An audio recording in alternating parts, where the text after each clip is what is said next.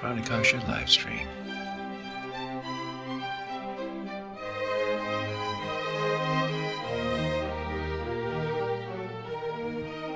Hey folks, it's Matt from Pranakasha Productions, and today we're talking with Rob Jones of Rob Jones Journey once again. And what we're going to do is we're going to do a quick recap of the previous interview that we've done. So if you haven't watched that other interview, we'll put a link right down below, and go ahead and watch that first, and then this interview will make a whole lot more sense. And before we get started, please give us a like. And if you haven't subscribed, go ahead and subscribe to the channel and share this video. That helps us out, helps the channel grow, keeps YouTube happy with us. And of course, leave a comment. If we have comments down there, conversations, all kinds of ways of demonstrating that you like the video and you're interacting with it, that gets YouTube happy, and that also helps the channel grow. All right, Rob, well, it's so good to have you back. Crazy times happening out in the world, all kinds of upheaval, all kinds of things, all kinds of challenges. But still, I mean, it all kind of pales in comparison to what you had to go through.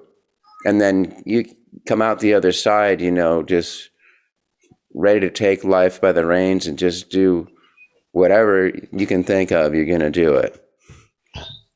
Yeah, so recap where we left off last time.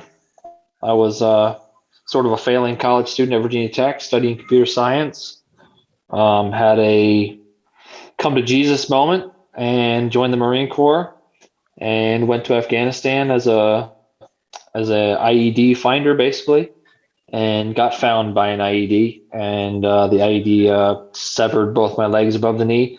And I think we kind of ended as I was emerging from the dilaudid morphine haze in the intensive care unit at Bethesda, right? Yeah, that was about it. And then maybe you should tell people what an IED is. Oh yeah, for IED, improvised explosive device. Easiest way to think about it is just like a landmine, basically. Kind of a homemade landmine, yeah. But yeah, that's where we left off. And as I emerged from that haze, my senses started coming back, and I had to start thinking about what was next. Right. You kind of sort of what was next in the very, very, very short term. You know, I wasn't thinking about, what's my 5-year plan now, but I was thinking about what is the situation, basically. Can I accept it? What is the truth? That's what I'm asking myself right now. And the thing that struck me is that your biggest concern, rather than for yourself, I would have thought, well, now what am I going to do with my life? It was like the biggest concern for you was, how am I going to take care of my mom and help her deal with this? Yeah, I mean, well, I was thinking about how she was going to be really, really destroyed by the news, like any mother would be. And the only thing I could think of was to make her laugh. And so I did that thing with the funny hat. Turns out she had a funny hat for me. And that sort of, the theme of that was show everybody that I'm going to be okay, I think, at least at a subconscious level. And so that was the way that I tried to do that. And I think it worked, because people started bringing me hats. The room that I was in was always a happy place, a positive place. And I think everybody that came in saw that I was doing well, and I kind of manifested a positive attitude in myself by doing that, and then just kind of rode that momentum. Were the nurses, was that somewhat common for somebody to have your kind of attitude, or were they especially impressed with how well you were doing that quick? Or I don't know. I think it's probably more common than you might expect. All the people that I ever spoke to that were at that point had a pretty similar attitude. Wow. That's not to say that there weren't a fair amount of people that went through various stages of grieving and denial and having a hard time. But all the people I ever spoke to in the hospital were pretty positive and were able to accept what happened, at least in the moment. I don't know Wow. what their stories were like later on, but Are you in contact with any of those people?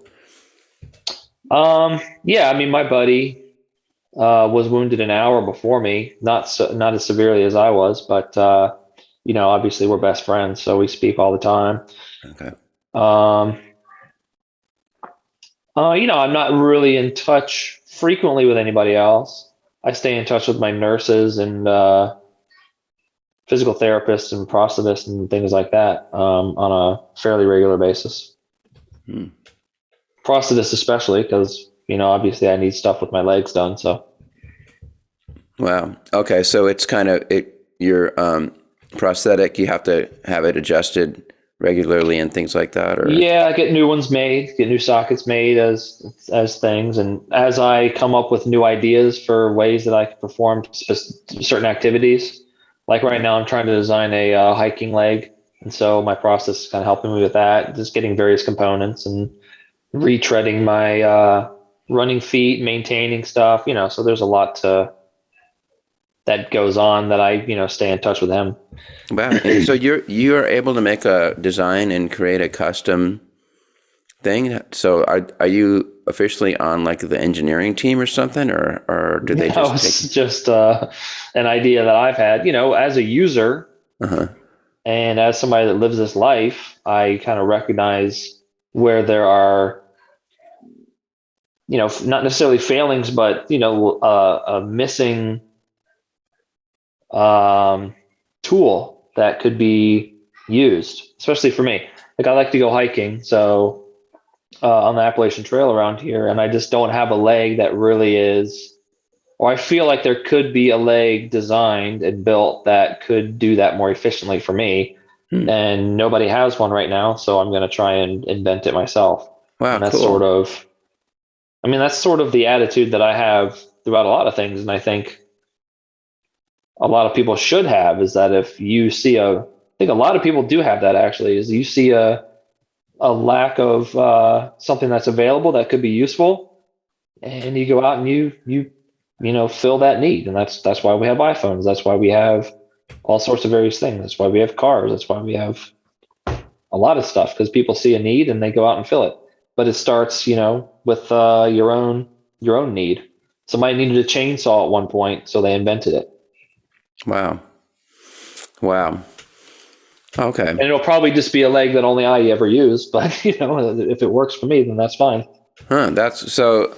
So I guess your idea would be that you, instead of having a sort of one size fits all leg, it'd be better to have kind of a set of them, like you have your hiking boots, your running shoes, your dress shoes, or whatever. You would have similar. You have different types of legs for different types of situations. Yeah, there really is no such thing in the prosthetic world for above knee amputees. Well, at least double above knees, in my opinion. You kind of have to have, you can kind of have one leg that can kind of get the job done. Okay. But if we're talking optimal performance of any particular task, you're probably going to want to have a different leg. Like I have legs I wear around the house that are different from the legs I wear to run. They're different from the legs I wear to ride my bike. That are different from the legs I wear to do jujitsu or the legs Jiu-jitsu, to what? do various things. Okay. I didn't know you did martial arts. Yeah, a little bit. I don't go regularly, but like when I do go in to do something like a jujitsu type of thing, I wear a different set of legs than I would wear to go for a walk or to go for a run. Okay. And then when I do a little bit of like training doing like knife and stick fighting. I wear a different set of legs for that too. So I mean, with that, I kind of that's more of a self defense thing. So I wear whatever I would be wearing out and about. Wow. So yeah, what the moral of the story is, you wear the legs that are going to get you to be able to do the task most effectively. And a lot Wow. of the times that's a different set of legs. How do you fund all these extra ones? Like, does TRICARE pay for all those, or do you have to do like The VA, GoFundMe's? I have access to the VA and also Walter Reed because I'm retired, and so usually in terms of who buys it, it's usually the VA. So I go to the VA, or usually it's a e-appointment. I kind of contact their amputee clinic and I say, I want to get such and such thing. And they call me up and they say, well, what's the justification? I tell them the justification. They write it down in their paperwork. They send away, and they send that order over to my prosthetist, and then he buys all the stuff and the VA pays for it. Okay. Do they push back that much, or is it basically just do the paperwork and you'll get it? I really have never had any pushback on anything that I've wanted to do, and I've done a lot of experimental stuff. Great. That doesn't mean that one day they won't. I don't really know, but so far I've gotten everything I've ever asked for. And if I don't get it from them, then I could, if something I want to do is beyond the scope of what they think they would want to buy, then I could always go over to Walter Reed and probably do it there. Okay. And then do you get a lot of gigs from the military to go give talks and stuff? Not tons. Usually it's just the Marine Corps. Mm-hmm. Certain Marine Corps units will hear about me and ask me if I come and speak to their battalion or speak at their birthday ball or things like that. So I'm not going around all the time. I like doing it. I love doing it, talking to Marines, or military units in general. But I don't get tons of requests for that. Okay.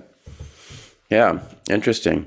Okay, well, I guess I think that the fascinating thing will be, so we still haven't really figured out how you already had this survival, I'm going to make it, I'm going to continue to make something really amazing out of my life attitude right from the get-go. Was that just in your DNA or in your upbringing, or?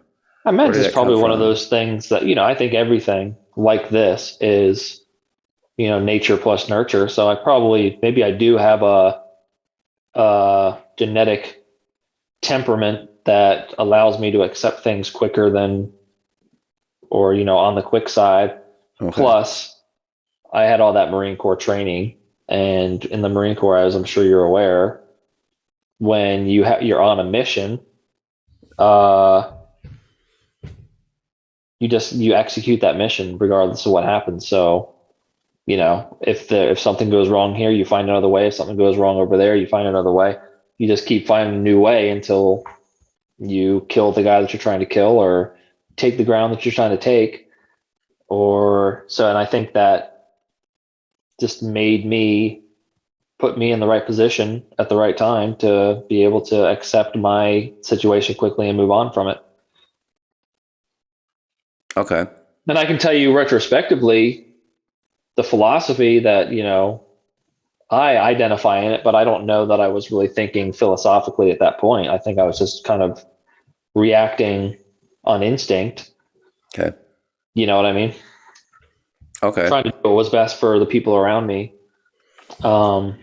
And I just had the tools at that point from Marine Corps training, and probably maybe a little genetic, who knows, maybe error in the fact that I'm able to accept things quickly. Okay.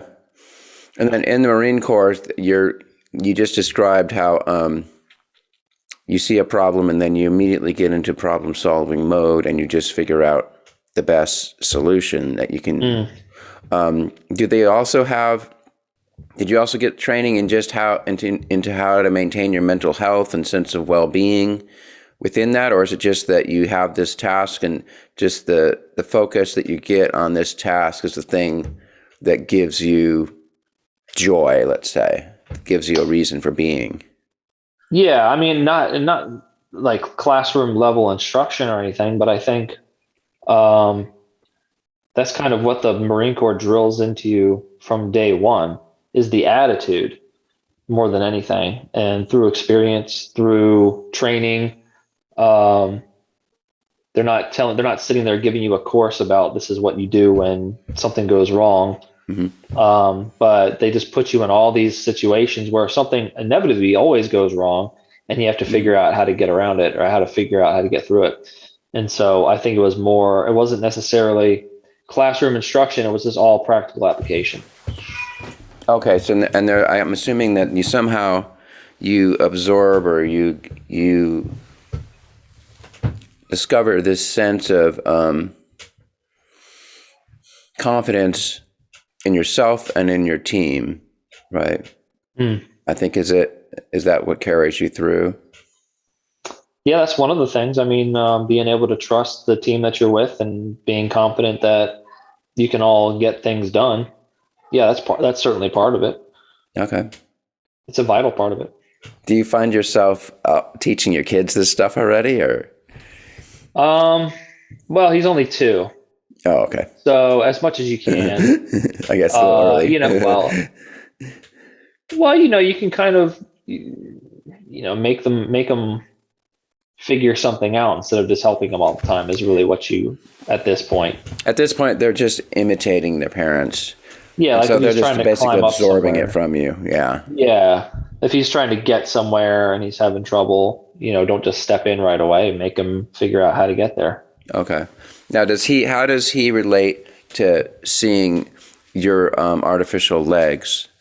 Is he fascinated by them, or does he ask about them? Or he recognizes that I have to put legs on.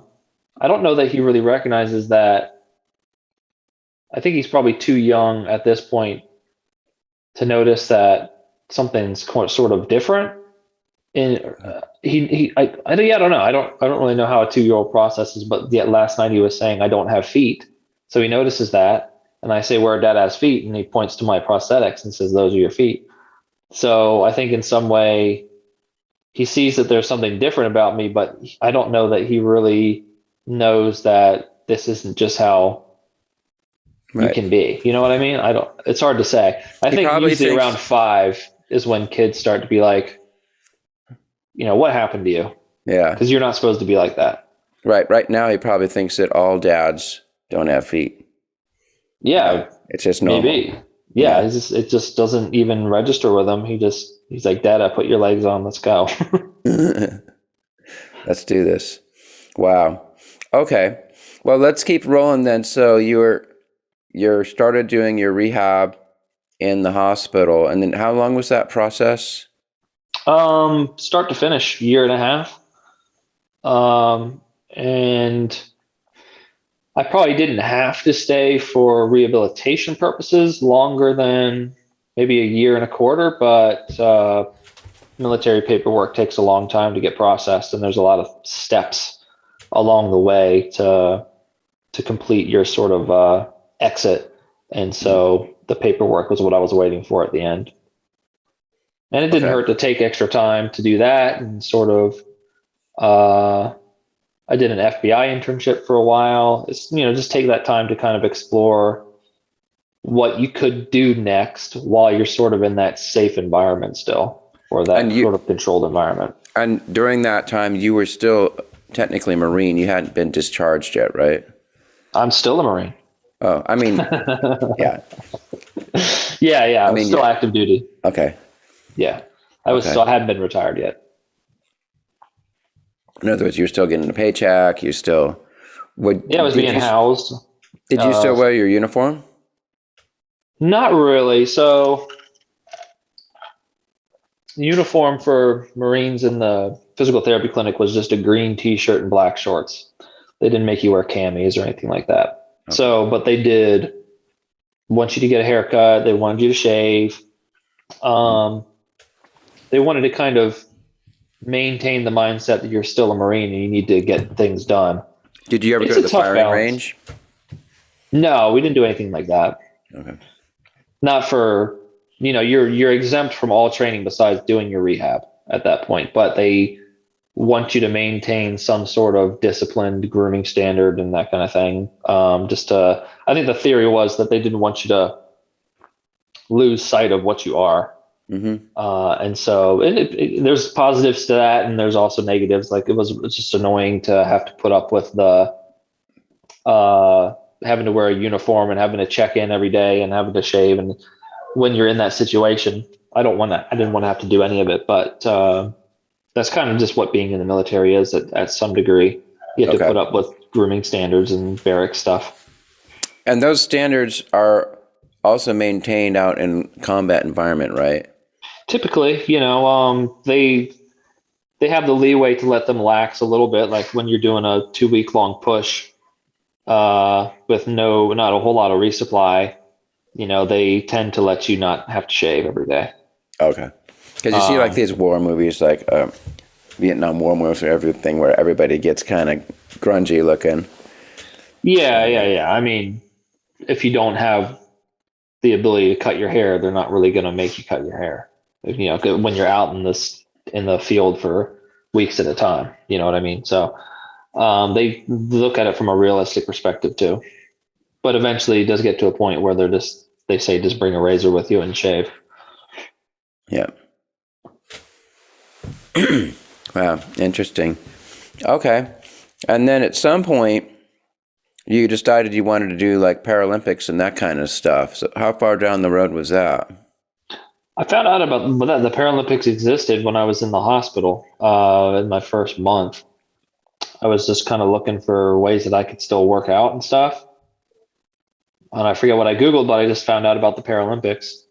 And it was interesting to me, but I had a long way to go before I could even really think about. I thought, at the moment, I thought, maybe that's something I could try and do someday. But I didn't really start pursuing it until the next spring. So I was wounded in July of 2010. And so I probably wasn't at a place where I could really start thinking that way until March, April of 2011. And at that point, I came across this guy that taught rowing at the hospital, and he was trying to recruit people to see if they'd be interested. And so I went up to him and talked to him about it because the rowing was actually the sport that I thought I might want to do because I just remember the rowing machine in the gym being a hard workout. And so I talked to him. And he said, "Why don't you come down and try rowing out?" So I did, enjoyed it. He said I had some natural talent, or I had potential anyway. And things just kind of snowballed from there, where I enjoyed it, kept training. He just so happened to know a female that wanted to go to the Paralympics, that was talented, because that's what I needed. I needed a female partner for my boat class, and we met, got along, rode well together. She was in a position where she wanted to commit to going to the Paralympics. Had just retired. I needed a new path. And so we kind of made an agreement that we're going to try and make it to the Paralympics the next year. So it's Wow. kind of a perfect storm of things that all came together. And how does that work? Do you get a sponsor that helps fund it, or do you have to self-fund the whole thing, or? Self-fund. We had a lot of free coaching and a lot of free, people will, when people find out that you're trying to go to the Paralympics or the Olympics, they'll help you a little bit more than if you're just, a regular person that likes rowing. And so we were able to get, a free coaching, free boat storage, free help moving our boat. I lived in a hotel, but my rowing partner lived with a couple that gave her a free room. Oh, nice. All sorts of stuff. A lot of generous giving to the mission. But Okay. ultimately, any expenses are on you. Was she also a Marine? No, her name's Oksana, and she was an orphan from Ukraine. She was born with physical deformities, and ultimately had her legs amputated at a young age, and she was adopted from Ukraine by her mom, and they moved to Kentucky. Wow. Mm-hmm. Cool. I'm assuming you stay in touch with her. Yeah, I mean, she's a badass. She's gotten something like, she stayed with the Paralympics. And so she's gone to like, I don't know, at this point, 6 or 7 Paralympics, and she's got, I don't know, 20 medals or something like that now. So Wow. she's quite an athlete. That's neat. Mm-hmm.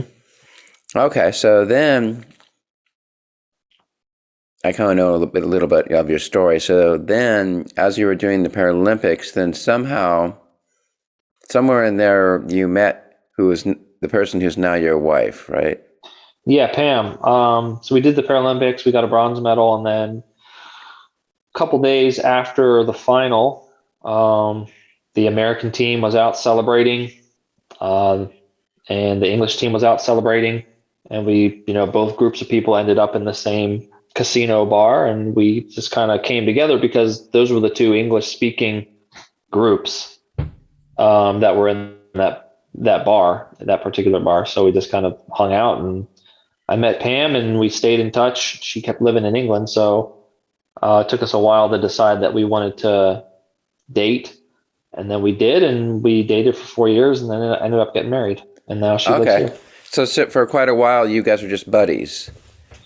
Yeah, for like a year, we were kind of experimenting with whether or not we wanted to commit to that kind of a relationship, a transatlantic long distance thing. It's not something that you go into lightly. But ultimately, we do. I think it was kind of an inevitable thing, but it just kind of took a while. Okay. And was she a participant? So she was a participant in the competition? Yeah, she was in a different boat class. She was in a legs, trunk, and arms boat class. And she has arthritis. And so a couple of her joints are fused. So she has limited mobility in them. And that qualified her for her boat class. Okay. Wow. And she won gold, and I won bronze at the Paralympics. So, and then she won 4 world championships and 2 Paralympic gold medals. So, there you go. Okay. Have you guys thought of doing tag teaming, like doing kind of a circuit husband and wife type of thing? What do you mean? Like a motivational speaking type of thing, husband and wife? She's more into farming. She runs a farm on our property. She's not as really into motivational speaking. She did it for a little bit, but I don't think that's really her passion. Okay. Her passion, I think, is the farming. She might do speaking on farming stuff, but I don't think that she really got into the speaking thing as much as I did. What kind of farm? It's vegetables, and then she also does animals. But the main business is vegetables and chicken eggs, and then she also raises animals for our own family and to sell a little bit of it. Yeah, my dad's side, my dad grew up on a dairy farm.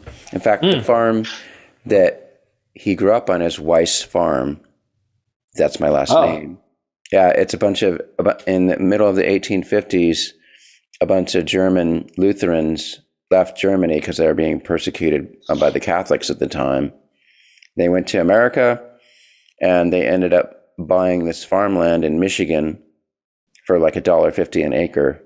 And then it's been passed down through the generations even to now. Like my cousin Roger owns the farm now. And, wow. And there's also a Weiss grocery store out where I live. Yeah. There might be some connection. Now it's called the Weiss Centennial Farm. Yeah. Oh, okay. Yeah. Where's it at? It's in Frankenmuth, Michigan. Which is about an hour north of Ann Arbor. And It's actually become a tourist attraction. I think it's called the Weiss Centennial Farm now. So it's still a dairy farm. And, but they also have like a maze, a corn maze where people can come and go through the maze, and they give tours and stuff. It's kind of cool. They have a robot. They don't have to milk the cows anymore because they got one of those robotic automatic cow milker thingies. Oh, I've seen one of those. Those are amazing. Yeah. Anyway. Side tangent. Yeah, cool. So then you did that. So then, for how many years did you do Paralympics?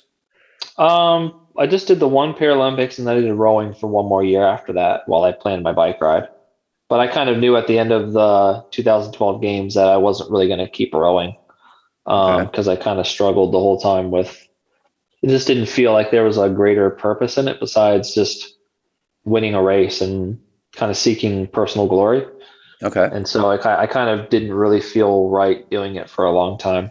It was a stepping stone. Yeah, I felt the need. Well, something that I wanted to try and to see what happened. But as I did it, I kind of recognized that I didn't feel like it was going to fulfill me completely. Okay. So then you got into biking.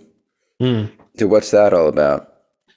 Well, I learned to ride a bicycle in therapy because before I was wounded, I was starting to get a little bit into mountain biking. And so it was just something that I thought I might enjoy to do after or I might enjoy to continue to do. But in order to do that, I would have to learn how to ride a bicycle, obviously, as a amputee. And it was an interesting challenge because nobody had been able to do it as a double above knee amputee at Walter Reed.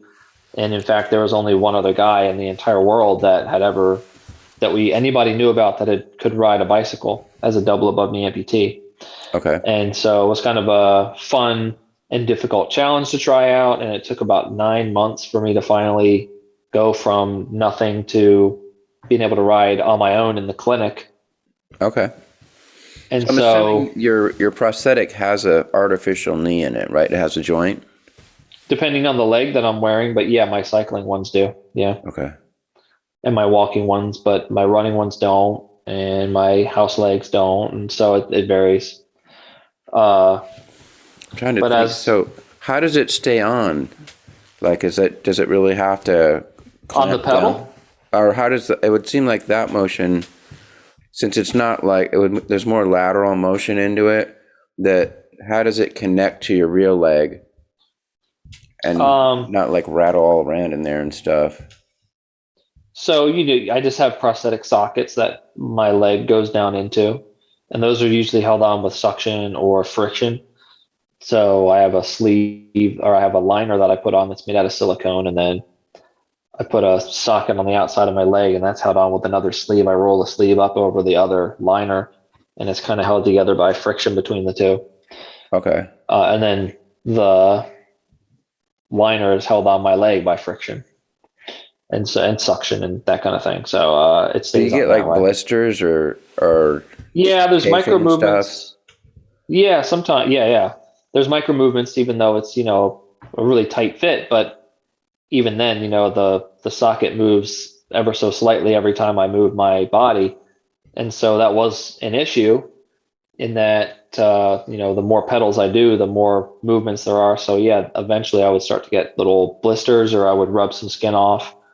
And the way that I didn't do much to solve for that on the bike ride, but later on, eventually I started putting chamois cream on certain parts of my stump before I put the liner on. So that would kind of lubricate that particular spot. And then chamois cream obviously is the stuff that cyclists put on their butt to prevent chafing. Okay.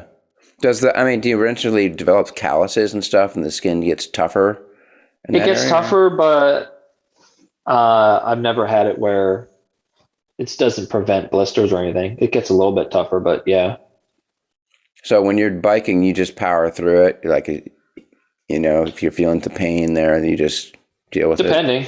Yeah. If it's like a competition or something. Yeah. But if it's, if I'm just out for a casual ride just for fun, I might stop and take it off and, try and make an adjustment, because I don't want to, if I get a blister, then it creates problems for me for a couple weeks, because I got to wait for it to heal. And it's hard for it to heal because I'm wearing prosthetic legs all the time, and it's painful. And so if I can prevent that from happening, it's a lot better just to stop and take care of it right in that moment. Okay. As opposed to let it fester and become a blister or become a wound. Yeah. Okay. And that's true of a lot of things in life. It's better if you address things before they become big problems. True. I know. Well, like I played cello and violin too, and string players, they have this. Everybody has issues with tendonitis. Oh yeah. So, and then it's exactly the same thing. If you feel it coming on, the best thing to do is to stop playing for a while. Let your body heal. But you don't want to. Right, you don't. It's having the discipline to recognize that in the long term, it's better. Thing is, and especially when you're young, like when you're like in your late teens or early 20s, and you want to practice all day long or whatever, there's a lot of stories of kids that just tried to just deal with the pain, which is then they really got screwed. Then they really got it bad, and then it took them a long time to recover from it. And what they should have done is just backed off and give your body a break. Yeah. It's the same in daily life too. Sometimes you just got to back off and let yourself reset. Yeah. If you just keep pushing, then you're going to injure yourself. Yeah. mentally or, physically, spiritually, all these different things. Mm-hmm. Okay. Now we got 20 minutes. All right. Now, but you just said spiritually, so now we can go into that. So because the thing is again, I first saw you at my day job. I'm an IT guy, and our IT department invited you to be the motivational speaker. Mm-hmm. And obviously we don't need much training in, Olympics and stuff like that, but we brought you in just to, motivate us. So how did you go from the cycling and stuff now into what you do now? It was kind of a natural progression because obviously from being wounded all the way till after I did the month of marathons, there's a lot of challenges that I had to face and overcome during that time period in various ways. And so I've always tried to be an introspective person, and I've always kind of had a natural enjoyment of, thinking philosophically and thinking deeply about various things and trying to identify why certain behaviors come up and how to overcome various things that are going on in your head. That's always kind of interested me. And so it was kind of a natural thing for me to then try and look back and identify how I was able to actually do what I did, and what were the challenges I faced mentally, how did I sort of overcome them, how did I get by them, how did I use them to my advantage. And so I just kind of enjoyed that kind of introspection, and I figured I also have this desire to make a difference and have a meaningful life, and I thought that could be something that could do that for me. Could sort of combine wanting to do something meaningful with wanting to do something that I enjoy. So I enjoy this sort of philosophical, introspective thing. I enjoy talking about it. I enjoy like this kind of thing where we're going back and forth trying to get to the bottom of a certain feeling or a situation. And I also like helping people. And so maybe I could combine those two things into an enjoyable and a meaningful life. And so after I did the month of marathons, I got contacted by a speakers bureau that said they wanted to represent me, and that sort of got me thinking in that direction. And so I started building a story and learned how to, craft your own story, the elements that you need to hit, the hero's journey and things like that. And that's been fun, trying to figure out, challenging but fun, to try and figure out where those moments were in my story, different elements of that. And then also figuring out how to then deliver that to a crowd effectively so that they're going to enjoy it and also get something out of it. Great. Okay. So that's what I tried to do over at King County. Oh, great. It's definitely harder though. It's harder though doing it virtually because you don't really get feedback. Right. Yeah. That's what I find when I do performing or even some version of public speaking is some people are afraid of crowds and they get stage fright and they're scared, but other people, I connect with the crowd and I get energized by the people. And so, you can focus on one person in the front that looks like they're really enjoying it, and you just stick with that person. When I did the King County thing, for whatever reason, Zoom, how when, like right now, I can see you, but when there's multiple people, it just kind of, I don't know, it randomly selects a screen to put up, but it was just a black screen. Like somebody that wasn't actually, I didn't have their video on.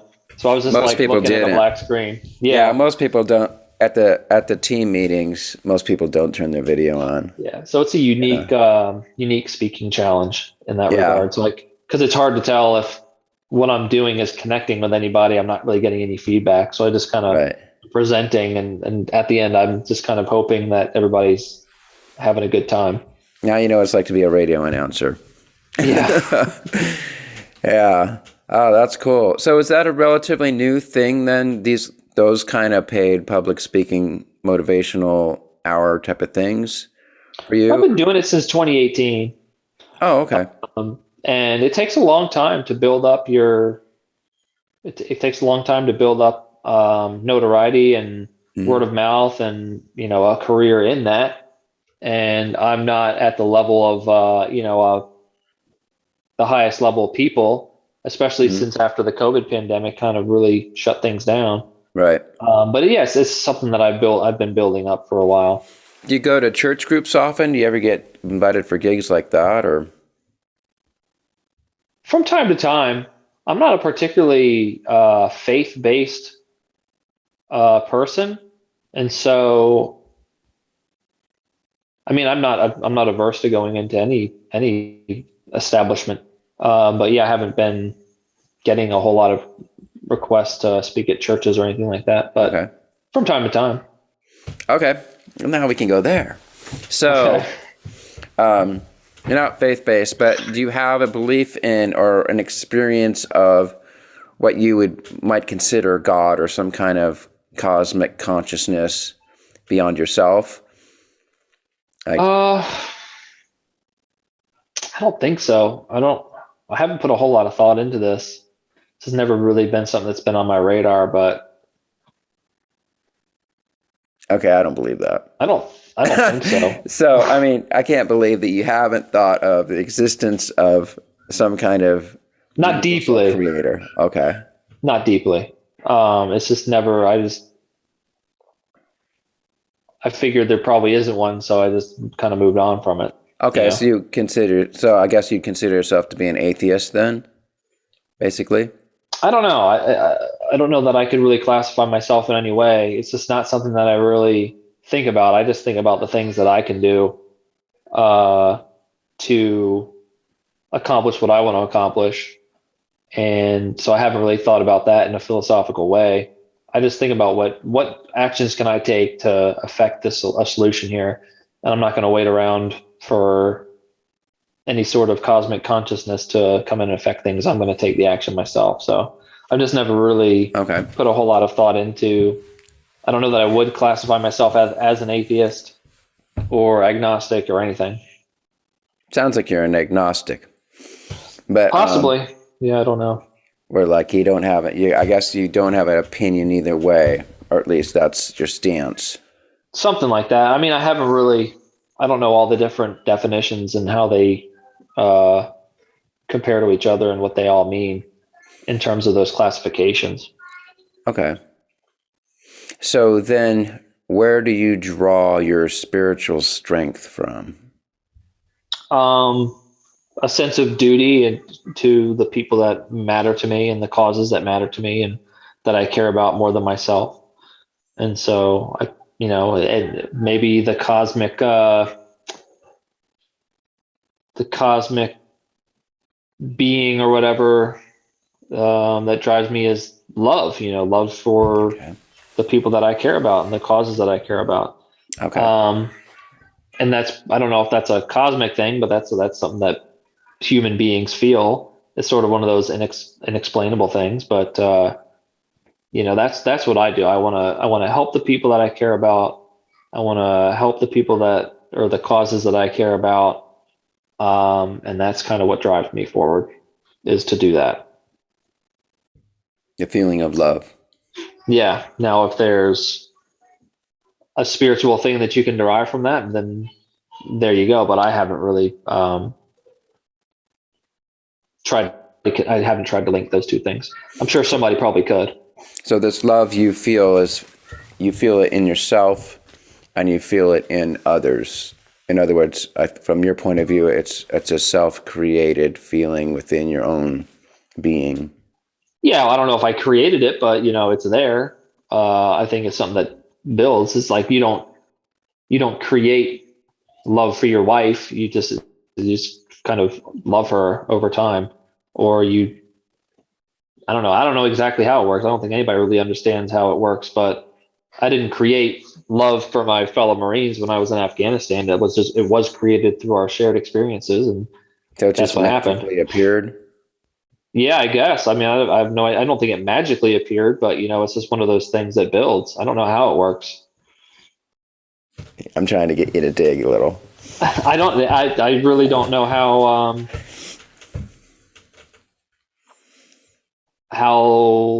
how that works. I mean, that's a question that is for the smarter people than me. All I know is I love people Hmm. and I love causes, and that's kind of that love is what drives me to do the things that I do.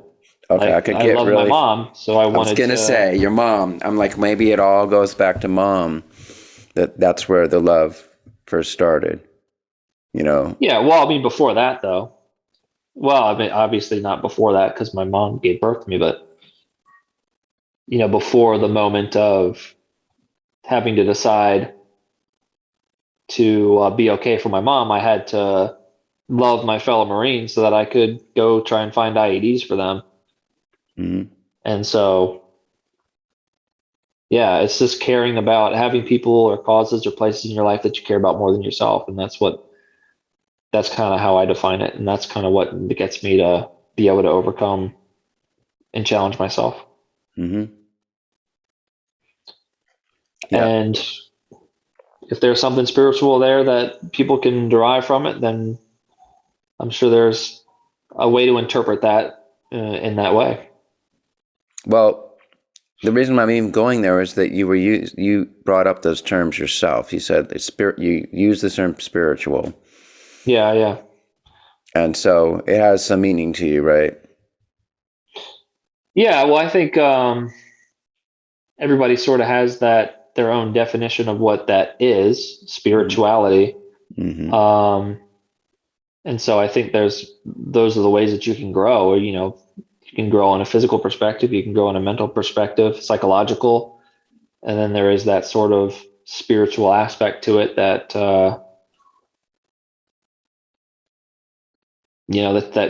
that can grow as Right. well. Because I mean, the word spirit and the word inspire; those two words are the same.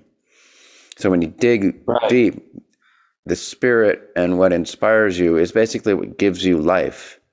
It's like the Yeah. things that matter to you. Yeah, yeah, that's a really good way to put it. It's like having morale in war, or esprit de corps in war. Esprit de corps. Esprit is the word for spirit in Latin, right? Yeah, yeah, and so yes, that sort of intangible thing that people have been trying to explain for a very long time Mm-hmm. throughout entire human history. Yeah. Hmm. So there's something there that can grow as well, Yeah. I think. I agree. Okay. Well, we just used up a whole hour. Right on the precipice of a whole brand new discussion. Dang. Cliffhanger. Yeah. All right, Rob. Well, it's been great seeing you again. You too. And Part two, Wrath of Matt. yeah, the Wrath of Matt. Yeah. Okay. So I was just going to call it Rob Jones' Journey Part 2, but whatever. That's good too. So, folks, we'll put links in the description for the previous video if you haven't seen it. And then we'll, again, all Rob's links, your website, and everything, Twitter, Facebook, and all that stuff we'll put down there. Mm-hmm. And let's just keep in touch. Maybe we'll do another one, number 3. Yeah, stay in touch. Send me that symphony, or I don't know Oh, what you yeah. would call it, your concerto. Cello Concerto. Yeah, we were Check it talking out, about yeah. that before we started. Yeah, send that And over to me when you have it. it's actually the first movement is done. I just sent it to the conductor Okay. to approve. I told him I'd let him watch it first just to make sure he's cool with it before I publish it. Cool. But yeah, I'm very, very happy with how it came out. Awesome. Cool. All right, sir. And then I think we did do the Live Long and Prosper, right? Oh, Last boom. time. I don't know. We did. See, I know what it is. Live Yeah. long and prosper, my friend. You Take too. care. Happy 4th of July. Hey, same to you. All right, and then Enjoy it. we'll meet again next time. Sounds good, man. All right, Catch you take later. care.